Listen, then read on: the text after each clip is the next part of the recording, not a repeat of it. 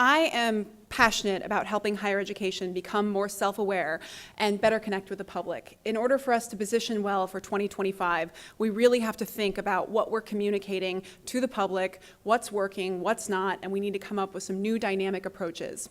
There is a pervasive belief that we've seen in Oregon that higher education is a private good, that you go to college, so you should pay for the degree because you're the one who benefits. And we know that is fundamentally untrue, that we graduate students every day who want to change the world and make it a better place.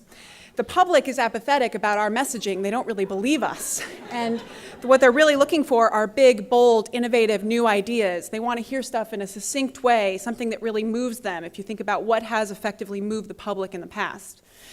And what we thought in Oregon would be a good message is that higher education institutions are the hotbed of innovation, that we graduate entrepreneurs and innovators who are here to change the world and make it better. And the university system is the place where collaboration takes place and where we incentivize this. One of the other challenges is that government officials agree with the public. They frequently find us as bickering institution to institution, and they find that we're not very self-aware about all the challenges they need to solve, the social challenges in communities around the state. So what to do? We need to find a new solution, we need a new message, and we need a new idea.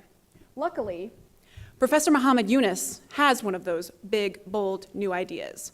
Muhammad Yunus in 1976 came up with the idea of micro-lending. He did it by lending 42 different women $27 in a Bangladeshi village. It effectively changed the world, and in 2007 he was awarded a Nobel Peace Prize for his work. But he has a new idea that's very exciting called social business.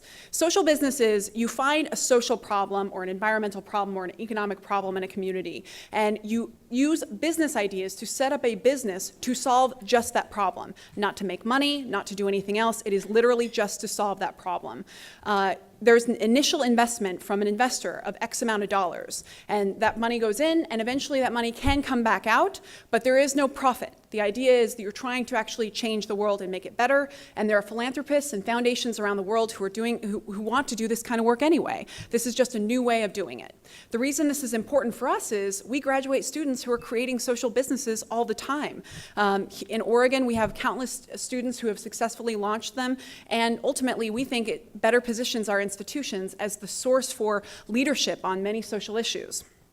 So what happened is Professor Yunus, I met him randomly, I met someone who knows him randomly, and he agreed to waive his $125,000 speaking fee to every state at least once, and this is for all of you, this is important. He'll waive his fee one time for an event like this in your state because he wants to start a social movement, and he thinks young people and universities are the way to do it.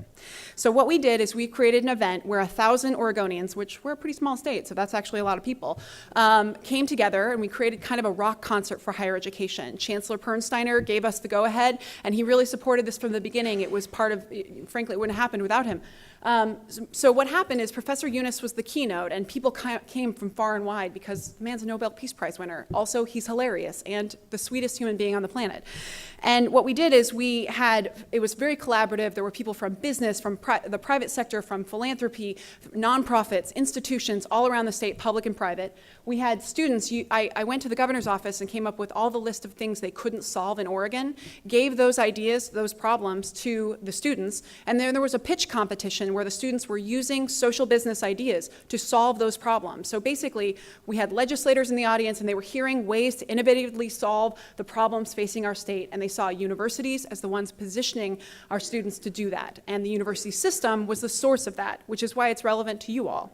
So at the challenge event, there was a keynote, and then we also showcased successfully launched social businesses from recent graduates. My Street Grocery there is a pop-up grocery store that goes to places that are food deserts and sells meals that are cheaper than a Happy Meal, but actually healthy and sustainable.